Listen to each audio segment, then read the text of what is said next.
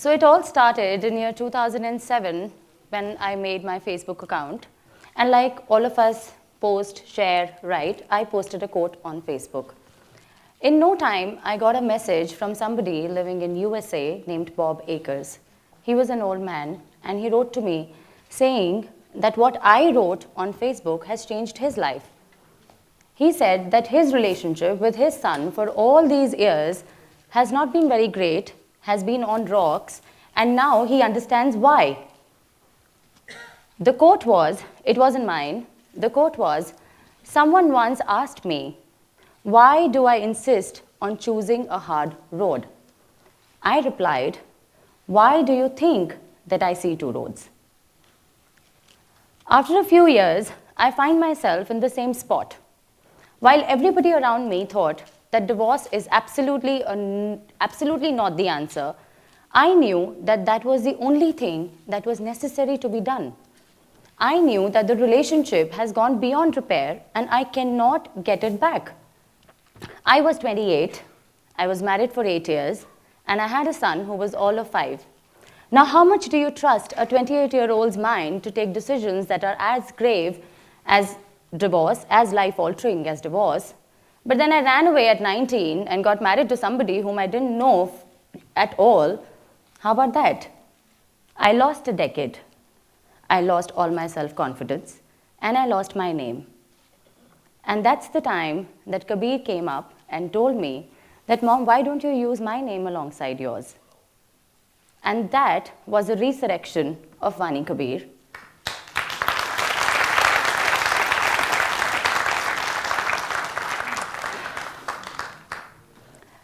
Now fondly known as the modern Sufi, and also a senior creative director of an advertising firm. I thought that my life is going to change after divorce. It's going to become easier after divorce, because that was, at that particular point of time, the saddest part of my life. But clearly, that didn't happen. Because when I was in a divorce, I was only having one issue, which was internal. What am I feeling? What am I thinking? Why is my relationship like this? But the moment I got divorced, that internal thing got split up into two and became internal and external. Because जब तक आप शादीशुदा हो और आप एक culture में हो, everything is okay. People are going to take you on the face value of it, and the external bit is sorted, and people don't want to look at your internal side. But the moment you become divorced, you're exposed to so much more. I lost one mother-in-law, I gained 5. The ones that I'd never wanted in my life. All my neighborhood people became watch people. They always used to, wonder, what am I doing? Why am I wearing this? Where am I going? Why do I have a guy standing in my balcony? And all of that. And I started becoming more and more vulnerable. Due to that vulnerability, I stepped into some really odd, demanding, and uncaring relationships. Those relationships took pieces of me that were very important to me at that particular point of time. I was stressing myself out to the core. I wasn't able to understand what's going on with me at that particular point of time, and all that I used to do was sit and cry. I have this gang of girls around me who used to tell me that this is not the whole picture. This is only some part of it. But as people, as individuals, you don't get to see it. You can't look beyond a particular point, or you're like horse with blinkers. And then one fine day, I was diagnosed with H1N1 flu. Now before, I'm going to just take you back a little bit. When I was married, I used to run 2 companies of my own, and they were extremely flourishing companies. I lost those 2 companies in my divorce, and I was back to ground zero. Now, when I say ground zero, to a lot of people, it means that, okay, so what if she lost a business? So what? It was just a relationship, and the relationship was also bad. No, it wasn't that. It was everything in me that I lost. My self-esteem, my courage, my bravery, my fearlessness, everything. And there I was, standing with my son Kabir. I remember that day when I had left my home, my ex-home, to be coming to the new home. And I'm looking at my home like this, and I'm wondering, did I make the wrong decision? Do things happen like these, or should I go back? I was weak in the knees, and then I thought that no, this is not how it's going to be. This is not how Vani is going to live her life. And I decided to move into that house where there was nothing. And I started making things bit by bit, and today here I am.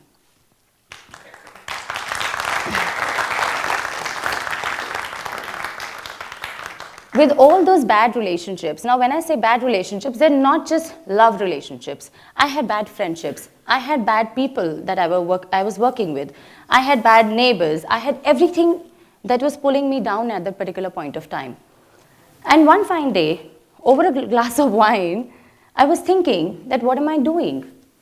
I was only turning my phone book into a graveyard of relationships and people that I'm never going to contact again in my life. So what am I doing? So in all of this stress that was there in my life, I got this H1N1 flu, and I was totally secluded from the rest of the world because I was inside a house, I couldn't do much, I couldn't go to work, and it was 3 months, and it was a bad phase to be in. But as it goes, that all the bad things have something good in it. So my friends used to think that I am never going to wake up alive the next morning. That's how bad I was. 18 hours of a day, if a person is crying over the phone, how much do you think that the person can survive? I wasn't sure that I'll survive that. And so one of my friends called up my brother in San Diego and apprised him of the whole situation. In no time, me and Kabir were shipped to San Diego. Like literally shipped. We didn't want to go. We didn't know what to do. We were just packed with parcel and we were sent. So I went there, and as San Diego is, it's a very quiet place. It's a very, secluded sort of a place to be in. I overthought about overthinking. As much as one person can possibly think, I overthought even that. And as a result, I was going weaker and weaker and weaker. So probably my brother saw it, and he told me that, you know what, Didi, let's take a road trip to LA. Maybe that's going to change, something inside you. I jumped at the opportunity and I said, yeah, let's go. I had a few days to plan, and only God knows what got into me at that particular point of time. I went onto my Facebook again and I looked for people who lived in LA. I had 6 people in my profile who lived in LA, and I wrote to all of them saying that I'm coming to LA only for a day and I would like to meet you for a cup of coffee and a conversation. I think those people were mad. They accepted my invite and said that they would love to meet me. I went there. Those 4 people that I met, I owe my life to. And this whole change that you see in me today, from a really suppressive, really heartbreaking sort of an individual to a person who's always smiling, I owe it to those 4 people. The first person I met was an author and a writer. The second person I met was a single father. The third person I met was a person who owned chain of restaurants in Hollywood Boulevard Street. The fourth person that I met was a copywriter in one of the leading advertising agencies there. Those 4 people didn't look at me like I was a survivor. Those 4 people didn't look at me like there was something really bad that had happened in my life. Those 4 people looked at me like I'm a warrior, trying to protect my son, trying to protect my territory, trying to protect my work. Those 4 people told me that what I'm writing, why should it be there only in my diaries? Those 4 people told me that if you have an idea about the book, what is it doing in your head and why is it not out yet? Those 4 people unanimously told me that if you want to heal in your life, you got to heal other people. That's where my writing was born.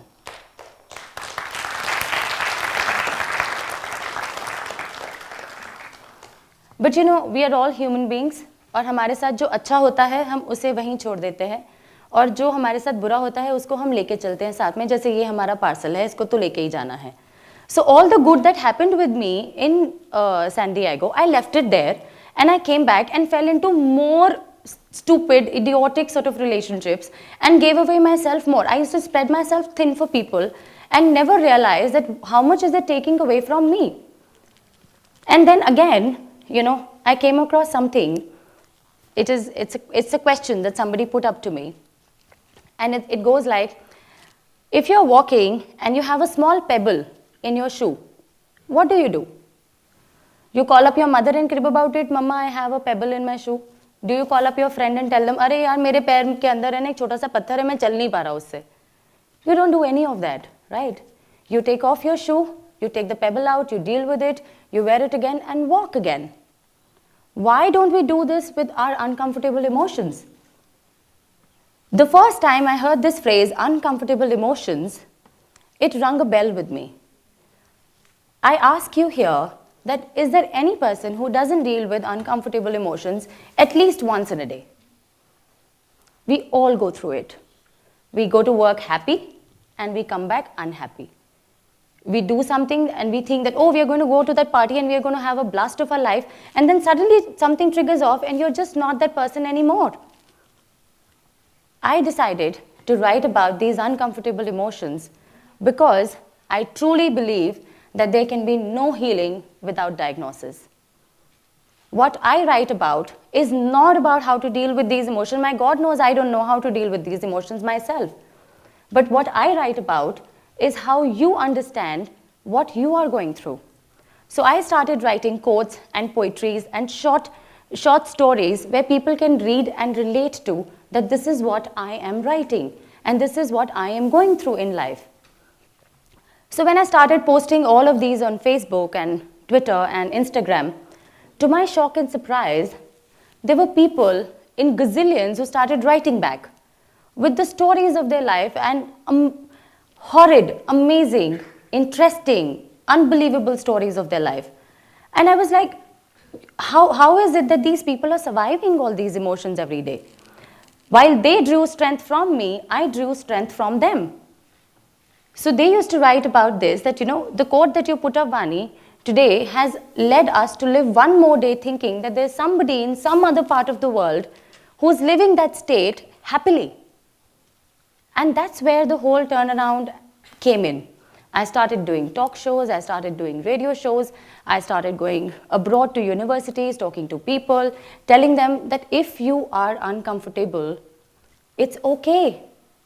It's absolutely okay to be uncomfortable, and that's the idea that I want to put into the world, saying that being uncomfortable at certain given point of time in your life is completely okay. So get comfortable with the uncomfortable within you, because that's the only way that you're going to own up to your journey. Having said all of this, I want to say that I am no relationship expert. I don't counsel people. I'm not a relationship expert. I don't have any great relationship experiences in my life that I can share with people. But at the same time, what I do is I come out and I tell you what you are going through in your relationship is absolutely okay. It's absolutely fine to not have a great relationship in life. It's absolutely okay to jump from one relationship to another. It's absolutely okay to try and put all your investment into one relationship, all your emotional investment into one relationship, and see how it goes. And if it doesn't go well, it's completely okay as well. Because end of the day, it's your life and it's your path that you want to choose to take forward. What all of this teaches you is to become bold in life. When you own up your journey, you stand up for yourself.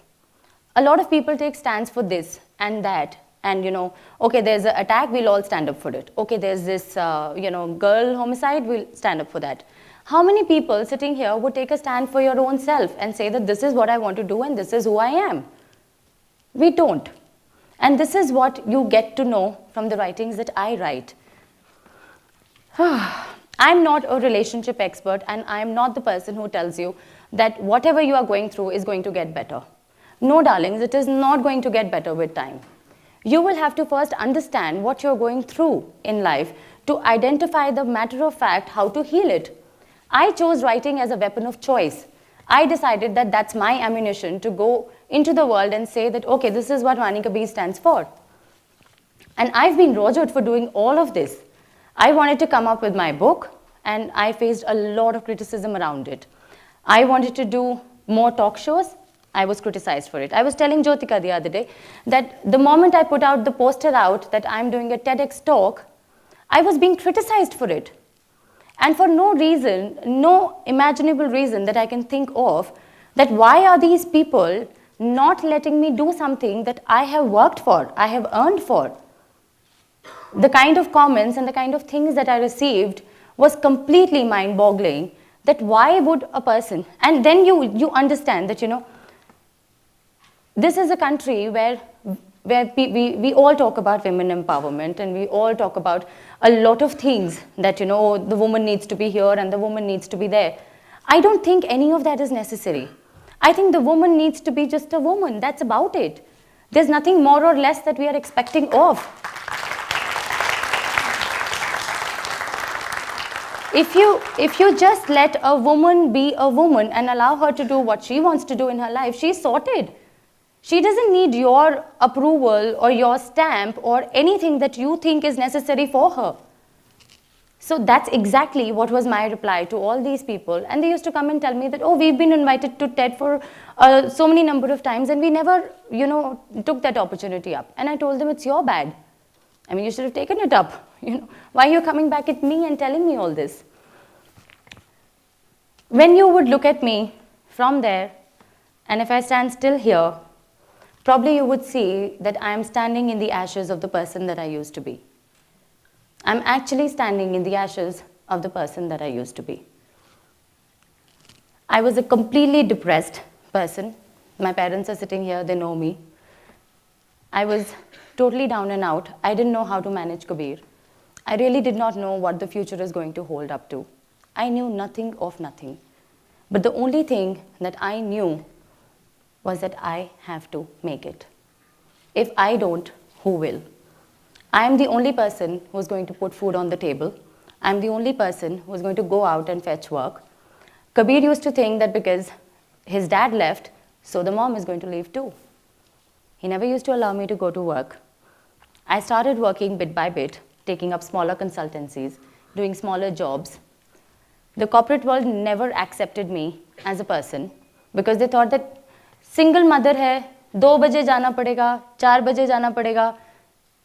She wouldn't be present the way that, we want a corporate person to be present. And then there were other people who tried to hit because of the fact they knew that I was single. So that didn't clearly work out for me. To just, summarize only this little bit, I have a poem written and I want to read it out to you because I clearly don't remember everything of it. I was the type of person who held on to things too tight. I secured my grip when they wanted to leave. I compressed it with all my might. I thought if I held them close, they would always remain mine. But each one of them left in a short span of time. Then loneliness came, and this time with a thought, with teachings to classes whose subscription I had never bought. It taught me that those people were learnings. They were meant to leave anyway, because the people who are destined to stay in your life, you never have to grip them to stay.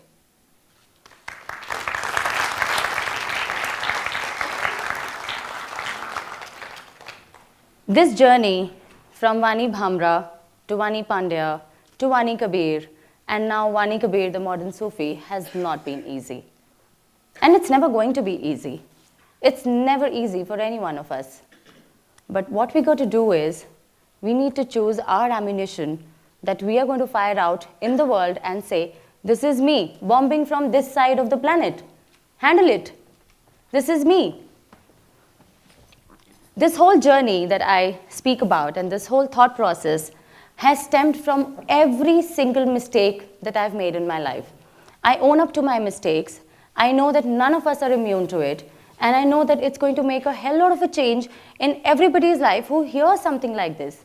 When you receive fan mails, I receive hate mails too. I receive hate mails from people. I receive hate mails from women, men, everywhere. I receive, when I go. So there was this small incident that happened that, there was a neighborhood person that I have. And I used to come home late from my work.